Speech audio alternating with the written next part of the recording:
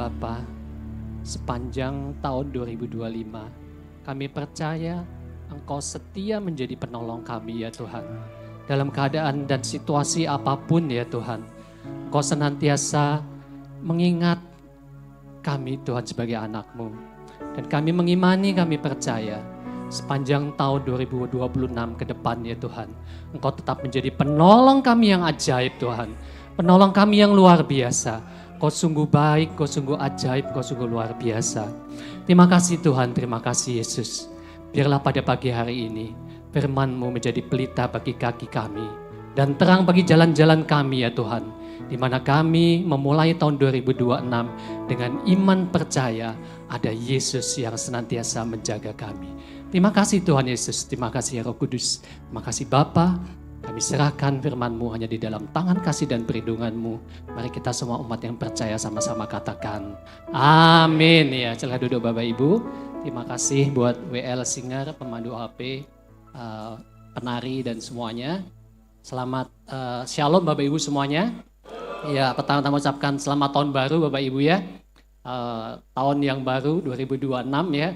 Jadi kalau saya membawakan firman di tahun 2026 di 1 Januari, itu saya selalu mengenang 6 tahun yang lalu Bapak Ibu. Bapak Ibu masih ingat ya. 1 Januari 2020 saya juga membawakan firman di ibadah tahun baru. Dan apa yang terjadi Bapak Ibu? Hujan sangat deras, banjir Bekasi di mana-mana. Dan Bapak Ibu tahu yang datang ke gereja berapa orang?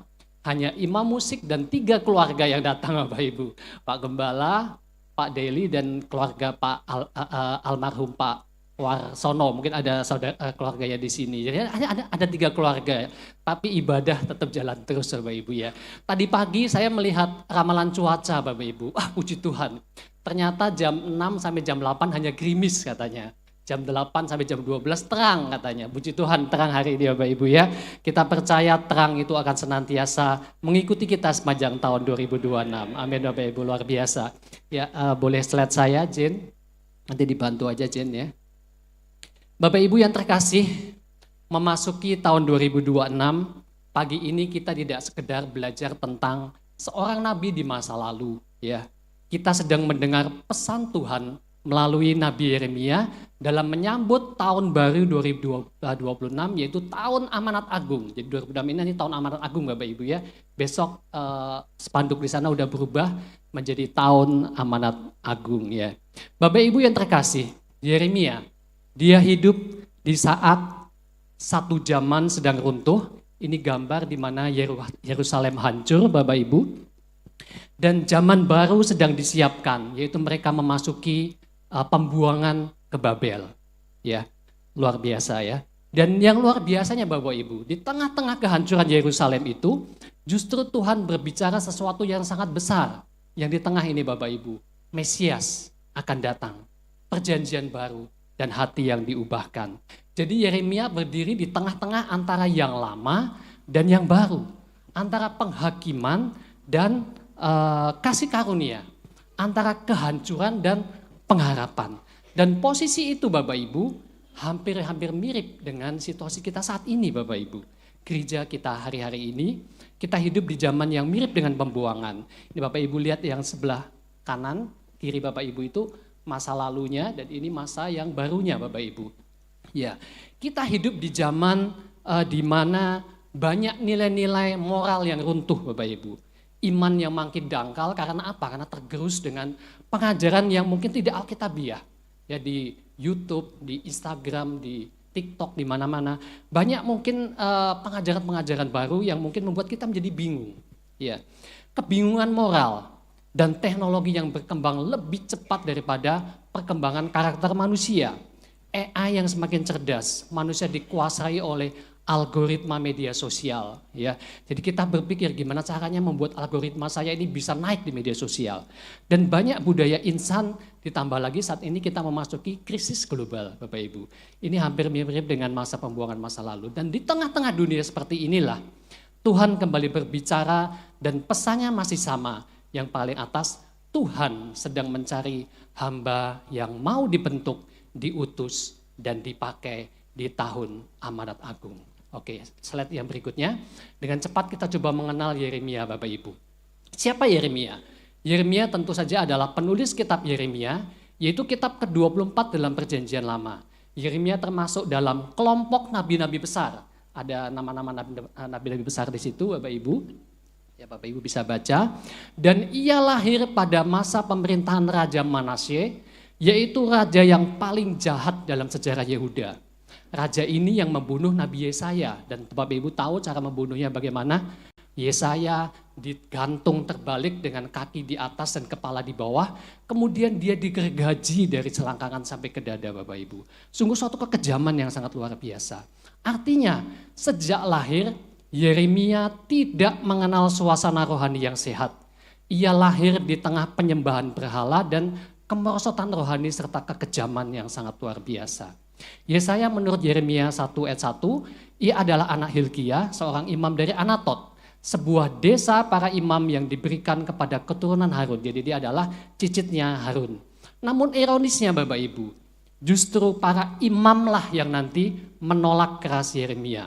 Pelayanan Yesaya berlangsung sekitar 40 tahun dan dia melewati 5 pemerintahan raja. Mulai dari yang kiri, Raja Yosia yang baik, Raja Yoahas yang hanya memerintah 3 bulan, Raja Yoyakim, dan terakhir Raja Zedekia, yaitu raja terakhir Yehuda.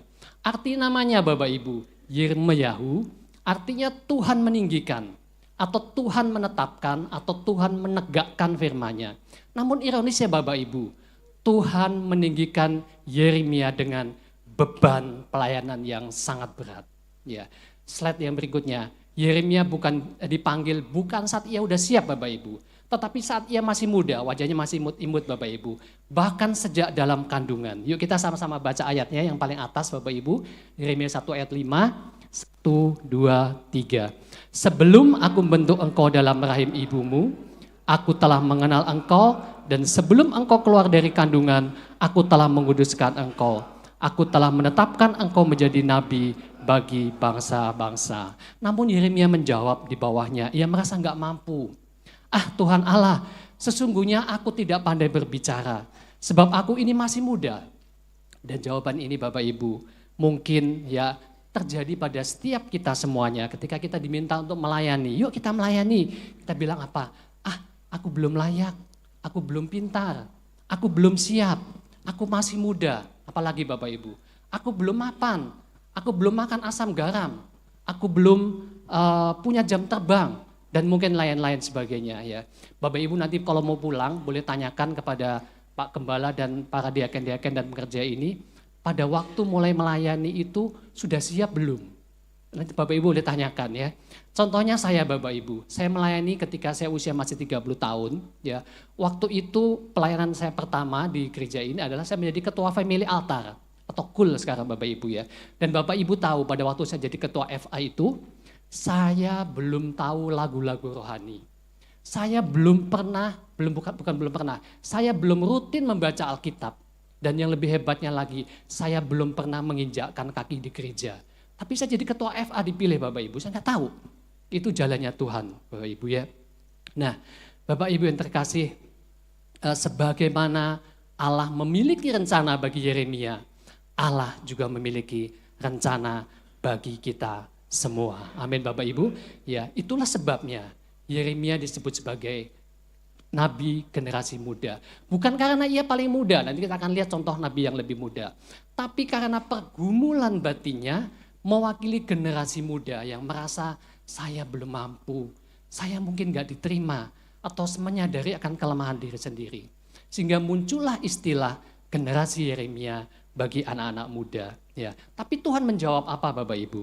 Ya, Tuhan menjawab, janganlah katakan aku ini masih muda, tetapi kepada siapapun engkau kuutus, haruslah engkau pergi. Dan apapun yang kuperintahkan kepadamu, haruslah kau sampaikan. Janganlah takut kepada mereka, sebab aku menyertai engkau. Demikianlah firman Tuhan. Amin Bapak Ibu. Jadi jangan lagi kita berkata, aku belum siap, aku belum mampu. Tapi kita percaya bahwa Tuhanlah yang akan membuat kita menjadi siap. Jadi pesan penting bagi kita tahun 2026 ini adalah yang paling bawah, panggilan ilahi. Tidak tergantung pada usia, tidak tergantung pada kemampuan atau popularitas kita.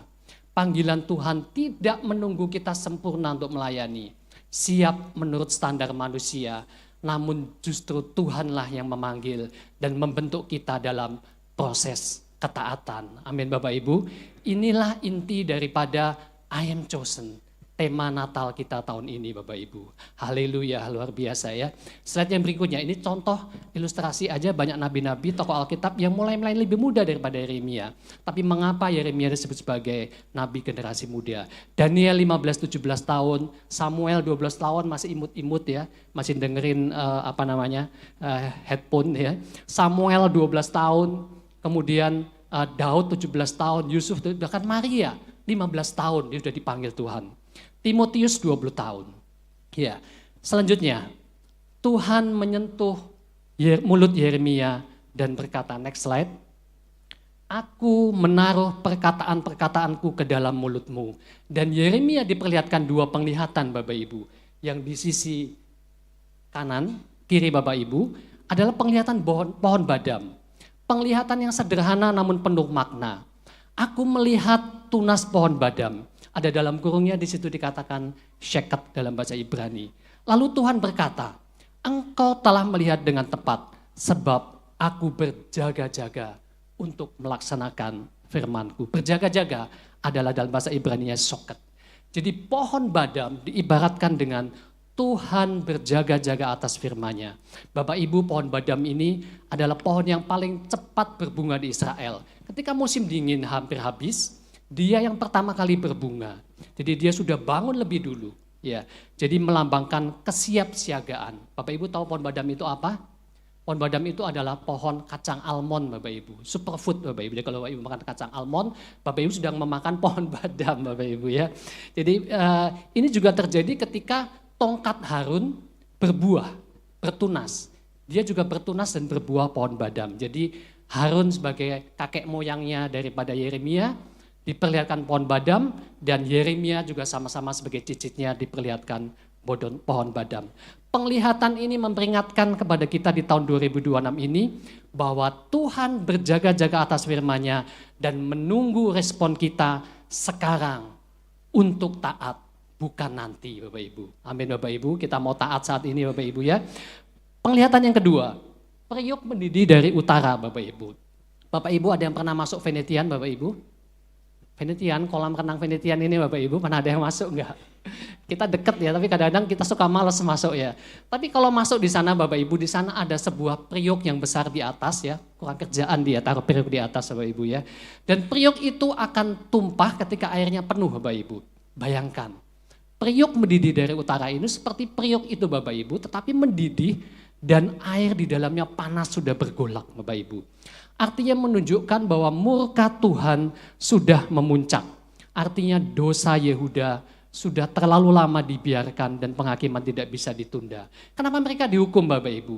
Karena mereka telah meninggalkan aku dan menyembah Allah lain. Maknanya bagi kita di awal tahun 2026 ini, jangan lagi kita bermain-main dengan dosa, mengganti Tuhan dengan apapun, dan jangan menunda pertobatan. Selagi Tuhan masih memperingatkan, bertobatlah sebelum periuk itu tumpah. Haleluya, amin Bapak Ibu. Secara singkat Bapak Ibu, slide yang berikutnya. Ia hidup sejaman dengan Habakuk dan Sefanya yang juga menjadi nabi transisi juga sebelum pembuangan. Dan juga dengan Daniel yang ikut dalam pembuangan pertama ke Babel. Dan semasa dengan Yehezkiel juga yang ikut dalam pembuangan kedua ke Babel. Yeremia melayani dalam 3 tahap pembuangan, saya nggak jelaskan secara detail, ya. Sebelum, selama, dan setelah kehancuran Yerusalem. Dan ia hidup jauh sebelum meninggalnya Nabi Yesaya. Ya, di Nabi Yesaya itu meninggal jauh sebelum dan tidak mengalami masa pembuangan. Sekitar 100 tahun kemudian baru Yeremia. Namun uniknya, keduanya memiliki nubuatan yang sama tentang Yehuda. Nubuatan yang sama tentang bangsa-bangsa kafir dan nubuatan yang sama tentang Mesias, Bapak Ibu. Sungguh luar biasa ya, 2 orang yang gak pernah ketemu tapi memiliki penglihatan dan nubuatan yang sama. Ini rencana Tuhan yang sangat luar biasa. Slide yang berikutnya. Ini kondisi Yehuda Bapak Ibu pada waktu itu. Slide berikutnya. Ya, ini banyak sekali tapi saya gak akan bahas semuanya, waktunya sangat singkat. Jadi saya akan singkat sebagai berikut. Bapak Ibu nanti baca sendiri di situ. Yeremia dikenal sebagai nabi yang meratapi kehancuran bangsanya. Seorang nabi yang hidup di masa paling gelap bangsanya. Ia dipanggil untuk menyampaikan pesan penghakiman Allah terhadap Yehuda yang terus-menerus melakukan perbuatan jahat. Sehingga Yeremia menganalogikannya sebagai seorang pelacur mesum yang berzina. Masalah bangsa Yehuda bukan kurang ibadah. Mereka rajin pergi ibadah. Mereka pergi ke bait Allah. Penuh bait Allah di sana. Namun masalahnya adalah hati yang jauh dari Tuhan. Mereka datang ke bait Allah tapi tetap dalam kemunafikan rohani dalam dosa. Mereka menyebut nama Tuhan dan dengan gagah berkata, aku ini umat Tuhan. Tapi dia menolak firman Tuhan yang hanya jadi omon-omon saja. Dan mereka tetap menyembah berhala dan mengandalkan manusia dan bangsa lain. Mereka merasa nyaman dengan kondisi, saya punya bait Allah katanya. Mengandalkan simbol keagamaan. Padahal pada waktu itu Tuhan sudah gak berdiam di dalam bait Allah. Karena dosa dan penyembahan berhala yang terus terjadi. Bagaimana dengan situasi gereja hari ini Bapak Ibu? Mungkin ibadah bisa ramai, pelayanan bisa aktif, tapi tanpa pertobatan semuanya kehilangan kuasa. Banyak orang yang rajin ke gereja, aktif dalam pelayanan tapi hatinya kosong. Bahkan mungkin masih hidup dalam dosa yang tersembunyi. Gereja atau pelayanan mungkin menjadi tempat untuk janji perselingkuhan untuk mencari keuntungan. Atau bahkan sekedar mencari popularitas. Di sana banyak Bapak Ibu, di sini gak ada Bapak Ibu. Di sini setia semuanya Bapak Ibu. Banyak orang yang datang ke gereja, tubuhnya ada duduk di gereja. Tapi hati dan pikirannya tidak tertuju kepada Tuhan. Ini di sana juga banyak, di sini nggak ada Bapak Ibu ya, nggak ada yang ngaku Bapak Ibu ya. Dan kalau saya bawa firman saya selalu katakan, ketika firman disampaikan boleh tidur, tapi mata harus melek Bapak Ibu ya. Tidur boleh, mata melek ya. Boleh main game, ada yang main game nggak di sini? Mungkin ada 1-2. Boleh main game, boleh, tapi matanya harus tetap tertuju pada saya Bapak Ibu ya. Nah rasain loh gimana main game mata tertuju ke saya ini Bapak Ibu ya. Nah Bapak Ibu, tahun 2025 berhala modernnya adalah uang, mengejar uang senantiasa, sibuk, status, mengejar status, karir, pencitraan, atau bahkan mengejar like dan followers Bapak Ibu di media sosial. Bapak Ibu pernah dengar nggak cerita, ada seorang yang bermusuhan karena apa? Karena dia unlike Bapak Ibu. Ada loh Bapak Ibu, dia unlike akhirnya dimarahin sama yang di unlike-nya. Kenapa kamu unlike saya? Musuhan akhirnya Bapak Ibu ya. Dan teknologi dan mengadakan teknologi dan tidak mengadakan Tuhan lagi. Tapi kita sama-sama mengimani di tahun 2026 ini segala berhala modern itu tidak terjadi lagi dalam hidup kita. Amin Bapak Ibu. Dan Yeremia memperingatkan bangsa Yehuda tentang akibat dari perbuatan mereka yang menyimpang. Ia menubuatkan bahwa bangsa Yehuda akan dihancurkan oleh Babel sebagai hukuman dari Allah. Dan Yeremia berdiri sendiri menghadapi kondisi tersebut sehingga mengalami banyak penderitaan. Slide yang berikutnya, ini banyak penderitaan yang dialami Yeremia. Namun saya akan singkatkan sebagai berikut Bapak Ibu. Yeremia adalah nabi yang kesepian karena dia diperintahkan untuk tidak menikah oleh Tuhan. Dia ditolak, disiksa dan dianiaya selama 40 tahun Bapak Ibu, bayangkan. 40 tahun ditolak, disiksa, dianiaya. Kira-kira kalau kita mengalami kita kuat enggak ya? Setahun aja udah berat Bapak Ibu ya. Dia ditolak keluarga, para imam dan raja. Dia dipukul dan dipasung. Ya, dia dianiaya oleh nabi palsu. Dia diolok, diejek dan ingin berhenti melayani. Dia dipenjara, dituduh pengkhianat bangsa. Bahkan terakhir dia dimasukkan ke dalam sumur yang berlumpur. Yang kalau enggak diangkat, mungkin besoknya dia sudah mati Bapak Ibu. Namun dalam penderitaan itu Bapak Ibu, ia masih bisa berkata, tetapi firman Tuhan tidak membiarkanku diam. Ya, firman Tuhan menjadi api dalam tulang-tulangku di Yeremia 20 ayat 9. Dan akhir hidupnya Bapak Ibu, saat Yerusalem runtuh, Yeremia dibawa ke Mesir oleh sisa bangsa. Jadi Yeremia tidak ikut dalam masa pembuangan ke Babel. Dia dibawa oleh sisa bangsa Yehuda, dia bawa ke Mesir. Dan akhirnya dia mati dirajam di sana oleh bangsanya sendiri. Ia tetap menjadi nabi yang setia sampai akhir. Bapak Ibu, pelayanan bukan soal kenyamanan, tetapi soal ketaatan. Amin Bapak Ibu. Dan tugas Tuhan menegaskan dengan janji, mereka akan memerangi engkau, tapi tidak akan mengalahkan engkau, sebab aku menyertai engkau. Kita imani dalam segala pelayanan, Tuhan senantiasa menyertai kita. Secara singkat lagi Bapak Ibu, slide yang berikutnya. Kitab Yeremia adalah kitab yang terpanjang. Ada 33.000 kata Bapak Ibu bandingkan sendiri dengan kitab-kitab yang lainnya. Dan bukan hanya menjadi kitab terpanjang, namun kitab dengan air mata yang terdalam. Banyaknya kata menunjukkan beratnya pesan Tuhan, dan banyaknya ratapan menunjukkan dalamnya kasih Tuhan. Tradisi mencatat bahwa Yeremia juga adalah penulis kitab ratapan yang terdiri dari 5 pasal, yaitu 5 ratapan besar.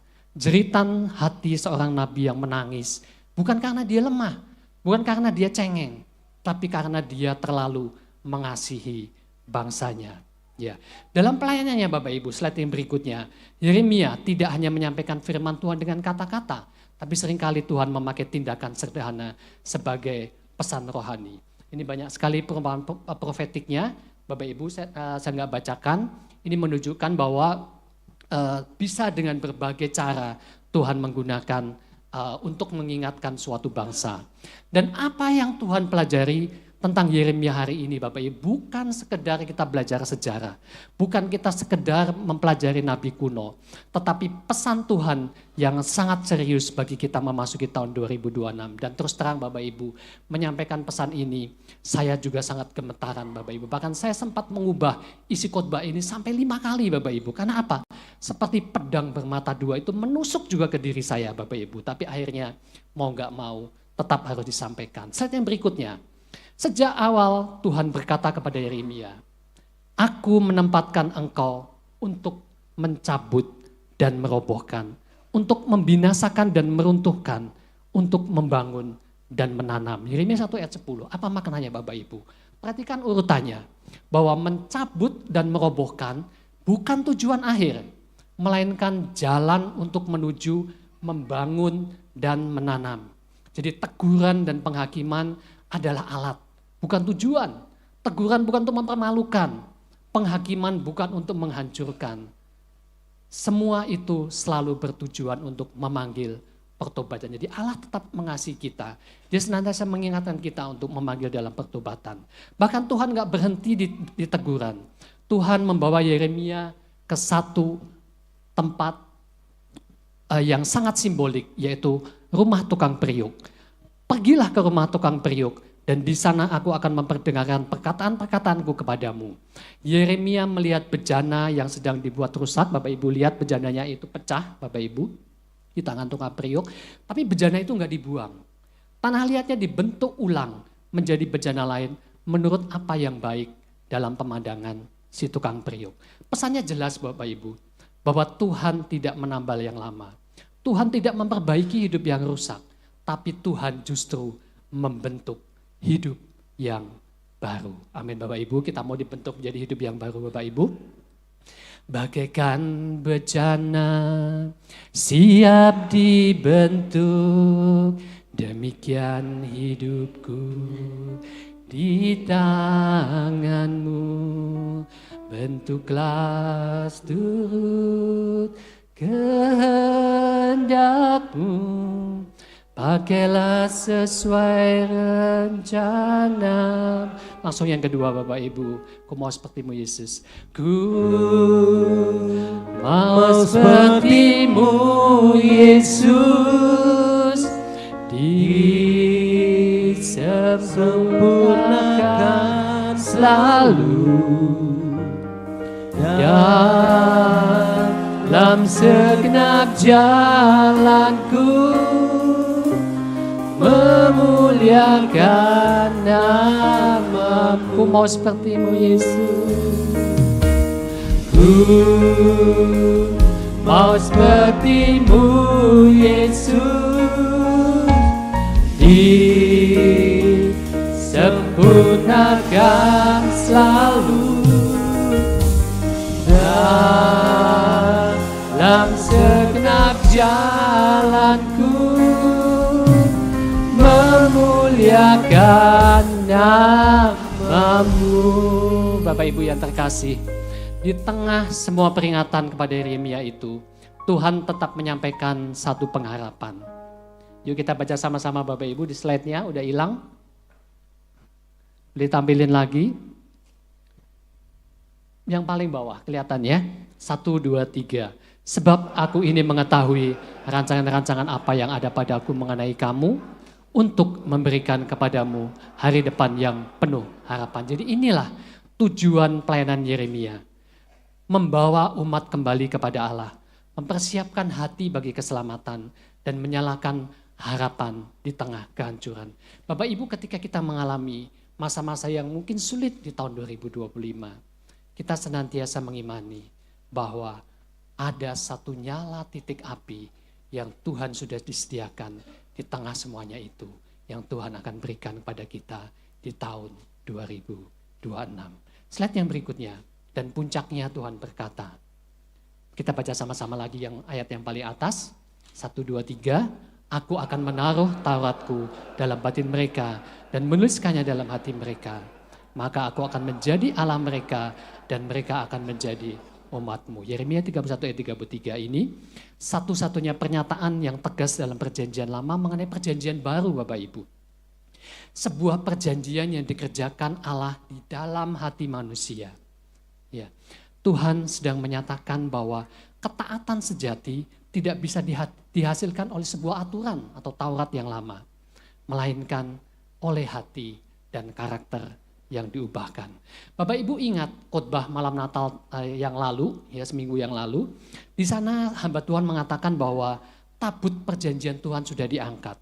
Saya sempat berdiskusi dengan beliau dan mencari beberapa literatur karena saya kebetulan membaca kitab Yeremia ini dan enggak menemukan satupun ayat di mana disebutkan ada tabut perjanjian lama, perjanjian Tuhan di sana. Dan saya sampai pada kesimpulan bahwa maksud daripada diangkatnya tabut perjanjian Tuhan itu adalah bahwa Tuhan mengizinkan tabut perjanjian itu tidak disebutkan lagi dan orang tidak mengingatnya lagi. Karena apa? Karena tabut tidak lagi menjadi pusat ibadah. Allah sedang mengalihkan fokus iman bukan lagi pada objek yang sakral atau liturgi atau ibadah Bapak Ibu.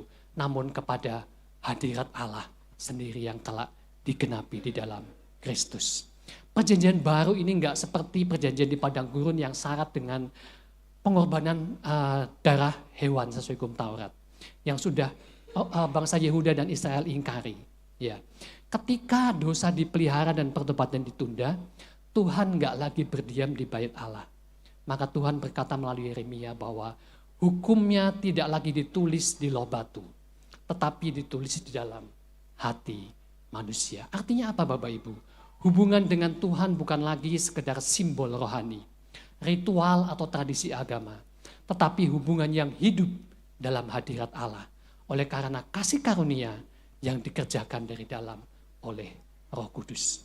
Kemudian Yeremia 32 ayat 38 memperjelas isi perjanjian baru itu. Aku akan memberi mereka satu hati dan satu tingkah laku. Aku akan menaruh takut kepadaku dalam hati mereka. Jadi takut itu ditaruh dalam hati kita. Supaya mereka jangan menjauh daripadaku. Jadi Tuhan bukan hanya memberi perintah. Tapi dia memberi kemampuan masuk ke dalam hati kita. Untuk kita senantiasa takut dan taat pada Tuhan. Tuhan bukan hanya menuntut kesetiaan. Tapi menaruh kesetiaan itu di dalam hati manusia. Ya.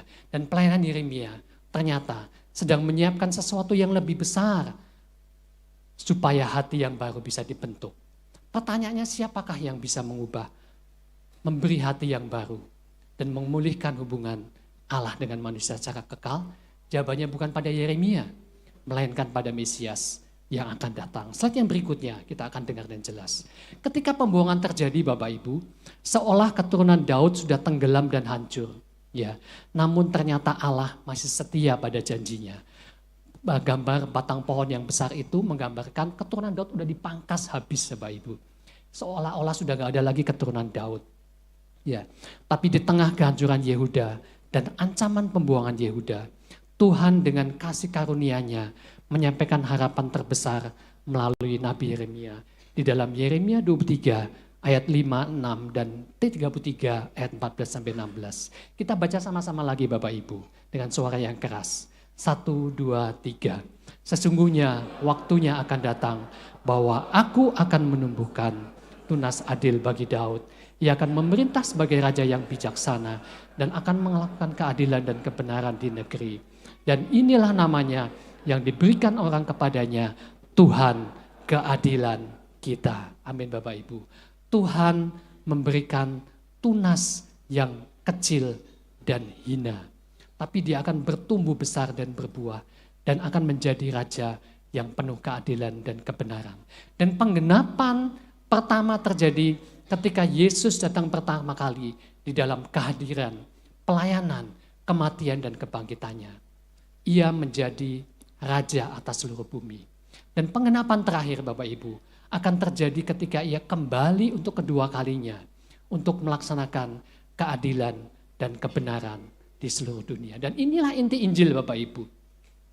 Tunas adil itu, sang pembebas atau Mesias itu, Tuhan keadilan yang digenapi dalam Yesus Kristus yang bukan hanya mengampuni dosa, tapi juga mencurahkan Roh Kudus sehingga hati manusia diubahkan dari dalam. Sehingga memiliki keinginan sungguh-sungguh untuk menyenangkan Allah dan hidup sesuai dengan standar kebenarannya. Sehingga setiap kita semuanya siap untuk memasuki tahun baru 2026, yaitu tahun amanat agung. Bapak Ibu siap semuanya masuk tahun amanat agung Bapak Ibu?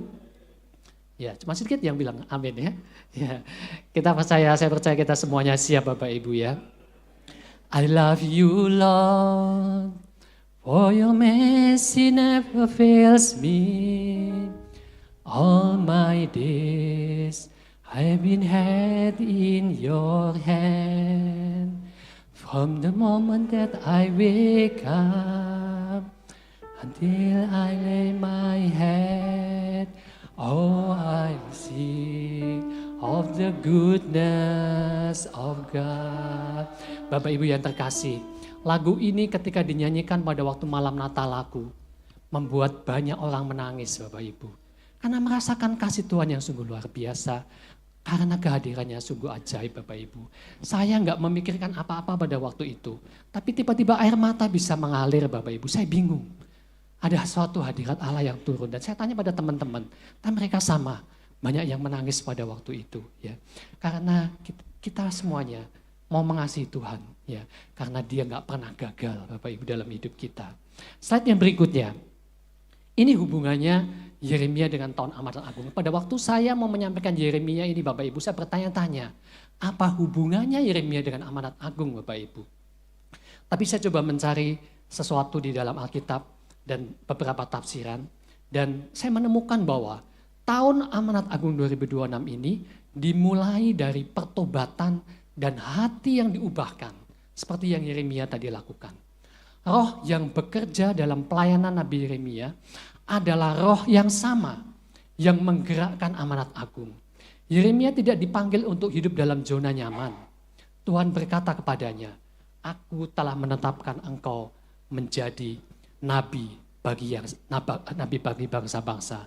Yeremia 1 ayat 5. Berabad-abad kemudian, roh pengutusan itu digenapi secara penuh ketika Yesus berkata, pergilah, jadikanlah semua bangsa muridku dalam Matius 28 ayat 19. Yeremia adalah pribadi yang diutus. Dan hari ini Tuhan lanjutkan dengan amanat agung melalui gereja yang diutus secara komunal atau bersama-sama. Roh Kudus bukan hanya memanggil gereja untuk pergi, tapi juga dia membentuk karakter, ketekunan dan kesetiaan untuk bertahan di tengah dunia yang rusak. Tuhan tidak menunggu dunia pulih untuk mengutus umatnya. Justru di masa gelaplah terang diperlukan. Tahun amanat agung 2026 bukan soal popularitas, kenyamanan, atau viral. Tapi tentang kesetiaan menjalani panggilan Tuhan dalam kehidupan sehari-hari. Dan Tuhan berkata kepada Yeremia, kepada Yehuda, usahakanlah kesejahteraan kota kemana kamu aku buang. Dan berdoalah untuk kota itu. Tuhan gak berkata larilah atau kutuklah. Tapi Tuhan berkata, hiduplah, bekerjalah, berdoalah, berkatilah, bawalah terang di tengah di mana kita ditempatkan. Di rumah atau keluarga kita menampilkan iman yang nyata, bukan sekedar teori. Di kantor atau tempat kerja, menjaga integritas, bukan kompromi. Di sekolah atau kampus, menunjukkan karakter Kristus, bukan ikut arus. Dan di dunia digital, media sosial dan AI, menjadi terang, bukan racun Bapak Ibu. Ya, jadi jangan posting sesuatu yang menjadi racun di media sosial, tapi kita menjadi terang di sana. Dan inilah roh amanat agung Bapak Ibu. Bukan hanya pergi jauh, tetapi hidup benar sebagai saksi Kristus di tempat Tuhan menempatkan kita. Bukan berarti Tuhan berhenti memanggil orang untuk pergi jauh. Tidak, tetapi ada yang Tuhan tanam, ada yang Tuhan utus, tetapi semua dipanggil pada ketaatan. Dan jika amanat agung itu hanya mengandalkan kekuatan kita, kita pasti menyerah. Tapi Tuhan tidak pernah menyuruh kita pergi sendirian. Roh Kuduslah yang menulis hukum Taurat di hati kita. Adalah roh yang sama yang menuntun, menguatkan, dan menyelesaikan amanat agung melalui gerejanya. Haleluya Bapak Ibu. Bila engkau tak besertaku, ku tak mau berjalan. Ku perlu Tuhan, pimpin langkahku dengan kasih karunia-Mu. Pimpin langkahku setiap waktu, berjalan dalam Roh-Mu. Nyatakan Tuhan kemuliaan-Mu dan berjalanlah dengan nyatakan Tuhan kemuliaan-Mu dan berjalanlah denganku. Kita imani bahwa Roh itu menuntun dan menguatkan kita menyelesaikan amanat agung melalui gerejanya. Slide yang terakhir Bapak Ibu, penutup. Yeremia mengajarkan bahwa kita boleh muda, tapi Tuhan bisa pakai kita. Amin Bapak Ibu. Kita boleh lelah, tetapi jangan menyerah. Kita mungkin gak populer, tapi kita tetap taat. Amin Bapak Ibu. Dan tidak semua orang dipanggil menjadi nabi seperti Yeremia. Tidak semua orang dipanggil menjadi pengkhotbah atau misionaris lintas bangsa. Tetapi setiap kita orang percaya dipanggil untuk memiliki hati yang mau dibentuk Tuhan. Tahun 2026, bangunlah dan tanamlah sesuatu yang kekal. Jadilah suara Yeremia bagi generasi ini. Jika engkau kembali kepadaku, engkau akan menjadi seperti mulutku. Yeremia 15 ayat 19. Jadi tahun baru ini Bapak Ibu, bukan sekedar ganti kalender. Mungkin ada yang belum punya kalender Bapak Ibu, di rumah saya juga belum ada kalender. Jadi bukan sekedar ganti kalender. Bukan sekedar resolusi yang kita nyatakan tadi malam Bapak Ibu. Tetapi momen Tuhan bertanya kepada kita, apa yang engkau akan tinggalkan tahun 2025? Dan apa yang harus dibentuk ulang di tahun 2026? Mari kita memasuki tahun yang baru, tahun 2026, dengan hati yang dibajak ulang, dibentuk ulang, dan dipenuhi ulang oleh Roh Kudus. Amin Bapak Ibu. Saya undang WL dan singer dan imam musik. Yuk Bapak Ibu, kita akan berdoa dengan doa sederhana. Slide-nya, ketutupan paling bawah, dinaikin dikit bisa nggak Jen? Ya. Oke, kita akan berdoa dengan kata yang paling bawah bersama-sama. Kalau kelihatan, kalau nggak kelihatan nggak apa-apa. Tuhan, bentuklah hidup kami menjadi bejana yang Kau kehendaki. Dan pakailah kami sesuai dengan rencana-Mu. Amin. Tuhan, ku mau menyenangkan-Mu. Tuhan, bentuklah hati ini jadi bejana untuk hormat-Mu. Cemerlang bagai emas murni. Tuhan, ku serahkan hatiku, semua ku berikan padamu. Kuduskan Tuhan, kuduskan hingga kudus selalu, agar aku menyenangkan-Mu. cinta